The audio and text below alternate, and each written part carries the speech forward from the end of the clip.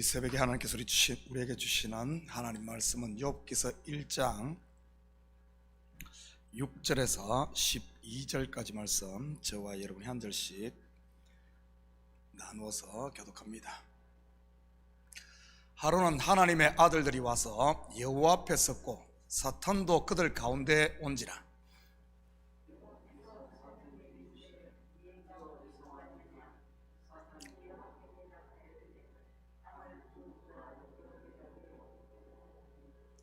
여호와께서 사탄에게 이르시되 내가 내 종 욥을 주의하여 보았느냐?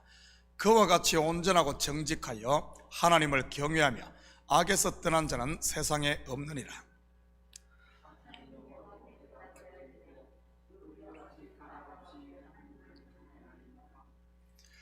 주께서 그와 그의 집과 그의 모든 소유물을 울타리로 두르심 때문이 아니니까. 주께서 그의 손으로 하는 바를 복되게 하사 그의 소유물이 땅에 넘치게 하셨음이니이다.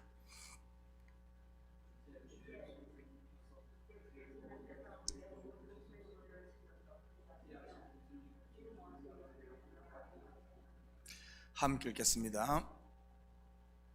여호와께서 사탄에게 이르시되 내가 그의 소유물을 다 내 손에 맡기노라. 다만 그의 몸에는 내 손을 대지 말지니라. 사탄이 곧 여호와 앞에서 물러가니라. 아멘. 좋은 아침입니다. 오늘 본문은 주의 깊게 보지 않으면 자칫 잘못된 방향으로 갈 수가 있습니다. 예를 들어 욥이 당하는 고난의 원인이 마치 사탄인 것으로 말이지요. 물론 사탄이 원인 제공을 한 건 사실입니다. 그렇지만 욥기에 등장하는 사탄은 단순히 욥을 시험하고 환난을 주는 존재라기보다는 오히려 율법적인 욥의 신앙을 진리에 눈뜨게 하기 위해 쓰임받은 하나님의 도구라는 사실이지요. 그런데 욥기에 등장하는 사탄만 그런 것이 아닙니다. 에덴 동산에서 하와를 유혹했던 뱀도 마찬가지인 것입니다. 뱀만 없었더라면 아담과 하와가 범죄하지 않았을 것이고 지금 우리에게 있는 죽음과 고통이 없었을 텐데 이런 식으로 가면 안 된다는 말입니다. 대적자란 뜻의 사탄은 여기에만 등장하는 존재가 아닙니다. 출애굽기에는 애굽의 바로가 이러한 사탄의 역할로 등장을 하고 다윗에게는 그의 대적자들인 사울왕이나 블레셋과 같은 주변국들이 사탄의 역할로 등장을 하지요. 복음서에서는 바리새인과 서기관 등 종교 지도자들이 사탄의 역할을, 그리고 심지어 십자가로 향하는 예수님의 길을 막으려고 했던 수제자 베드로도 예수님으로부터 사탄 소리를 듣지 않습니까? 일반적으로 우리가 사탄 하면 무슨 시커먼 망토를 뒤집어 쓰고 불 달린 그런 이미지를 갖기 쉬운데 그런 생각들은 머리에서 싹 지웠으면 좋겠습니다. 예수님을 죽음으로부터 지키겠다고 나선 베드로의 모습을 한번 상상해 보신 적 있습니까? 얼마나 남자답고 어리스 보입니까? 모두가 자기 몸만 사리기 바쁜 그런 가운데 당당하게 나선 베드로의 모습, 그런 베드로의 모습을 보며 아마 주위에 있는 제자들이 다들 부러워하지 않았겠습니까? 자기는 못하는데 베드로는 했으니 말이지. 그렇다면 사탄은 어떤 모습으로 우리 성도들 가운데 개입하는 것일까? 고린도서 11장 13절에서 15절입니다. 그런 사람들은 거짓 사도요 속이는 일꾼이니 자기를 그리스도의 사도로 가장하는 자들이라. 이것은 이상한 일이 아니리라. 사탄도 자기를 광명의 천사로 가장하나니 그러므로 사탄의 일꾼들도 자기를 의의 일꾼으로 가장하는 것이 또한 대단한 일이 아니니라. 그들의 마지막은 그 행위대로 되리라. 하와를 유혹한 뱀도 얼마나 하와를 위하는 것 같았습니까? 그렇지 않아도 먹고 싶어 죽겠는데 그 마음을 잘 헤아려 주니 선악과 주위에서 침을 흘리고 있는 하와에게 얼마나 위로가 되고 힘이 되었겠습니까? 그러니 용기를 내어 선악과를 덥석 따먹은 것이고요, 누군가 여러분의 가려운 곳을 쪽집게처럼 잘 긁어준다고, 여러분을 알아준다고 여러분 너무 좋아하지 마시기 바랍니다. 그러다가 나도 모르는 사이에 다시 선악과 따먹고 하나님 자리에 앉을 수 있으니까요. 오늘은 하나님과 사탄의 이 대화를 통해 사탄의 속성에 대해 잠시 살펴보도록 하겠습니다. 7절입니다. 여호와께서 사탄에게 이르시되 내가 어디서 왔느냐? 사탄이 여호와께 대답하여 이르되 땅을 두루 돌아 여기저기 다녀왔나이다. 우리는 여기서 사탄이 땅을 두루 돌아 여기저기 다녀왔다는 말을 통해 이 사탄이 유리방황하고 다녔음을 알 수가 있습니다. 잠시도 가만히 있지 못하고 바쁘게 돌아다니는 모습 말이지요. 동생 아벨을 죽인 가인의 모습도 이러지 않았습니까? 유리하는 자 말이지요. 사도 바울은 베드로전서 5장 8절에 마귀가 우는 사자와 같이 두루 돌아다니며 삼킬 자를 찾는다고 묘사를 하게 됐습니다. 예수님의 비유 속에 나오는 이 마귀 또한 물 없는 곳으로 계속 돌아다니고 있는 모습을 발견할 수 있지요. 여기서 우리는 사탄이 속성 하나를 발견할 수 있습니다. 바로 안식하지 못하는 존재라는 사실입니다. 그러기에 마귀와 함께 불못에 들어간 존재들 또한 밤낮 쉬지 못하고 안식하지 못하고 고통을 당하는 것이고요. 그렇다면 왜 사탄이 이렇게 땅을 두루 돌아다니는 것일까요? 그것은 바로 참속거리를 찾아 고발하기 위해서인 것입니다. 그래서 사탄을 참소자라고 하는 것이고요. 우리 속에도 그런 성향은 없습니까? 좋은 것 열이 있어도 그것은 보지 않고 꼭 남의 허물을 들추어내고 싶은 그런 내 속에 있는 속성 말이지요. 여러분, 그것 그냥 내버려 두게 되면 사탄이 친구하자고 찾아온다는 사실 여러분 기억하시기 바랍니다. 남의 허물이 자꾸 보이면 여러분 내 마음이 편하던가요? 분명 불편할 것이 틀림없습니다. 내 마음에 있던 평안이 깨지고 쉬지 못하는 것 말이지요. 혹시 그런 것들이 있다면 여러분 그냥 내버려 두지 마시고 하나님 앞에 엎드리시기를 바랍니다. 여러분의 마음에 평안이 없거든 자꾸 다른 사람으로 인해서 내가 바더링 당하고 자꾸 그걸 말하고 싶은 내 속에 충동이 일어나거든 이리저리 돌아다니면서 그거 퍼뜨리지 마시고 엎드려야 됩니다. 그래야만 사탄이 한 길로 왔다가도 7길로 도망가지, 그러지 않고 거기에 장단 맞춰서 그러다 보면은 사탄의 친구가 되고 사탄의 일꾼으로 쓰임받을 수 있으니 말이지요. 온 땅을 두루 돌아온 이 사탄 앞에서 하나님께서 욥을 칭찬합니다. 그러자 바로 나오는 사탄의 반응이 뭔 줄 압니까? 9절 10절입니다 사탄이 여호와께 대답하여 이르되 욥이 어찌 까닭없이 하나님을 경외하리까? 주께서 그와 그의 집과 그의 모든 소유물을 울타리로 두르심 때문이 아니니까? 주께서 그의 손으로 하는 바를 복되게 하사 그의 소유물이 땅에 넘치게 하셨음이니이다.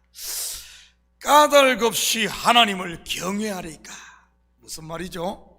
하나님이 복을 주니 그것 때문이란 것입니다. 바로 원인이 있어야 결과가 있다는 인과응보의 논리지요.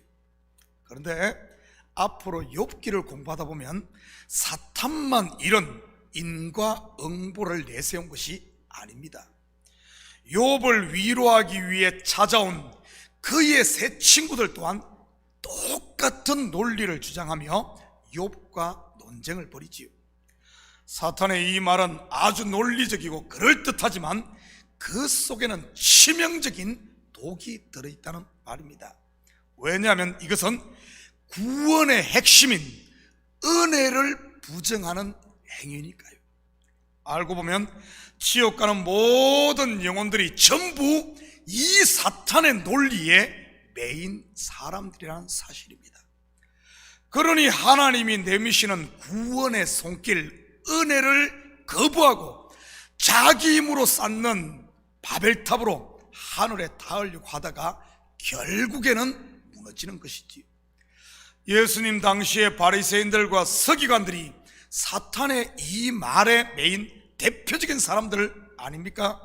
그러니 예수님께서 그들을 향해 너희의 아비가 마귀라고 한 것이고요.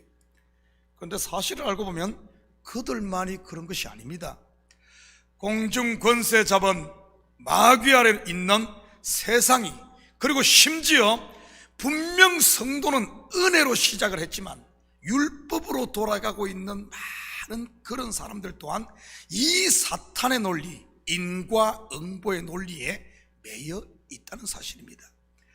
그러니 1만 달란트를 은혜로 당감받고도 자기에게 빚진 300데나리온 빚진 형제를 용서하지 못하고 울며 이를 갈고 있는, 그러면서 쉬지 못하고 사는 것이지요.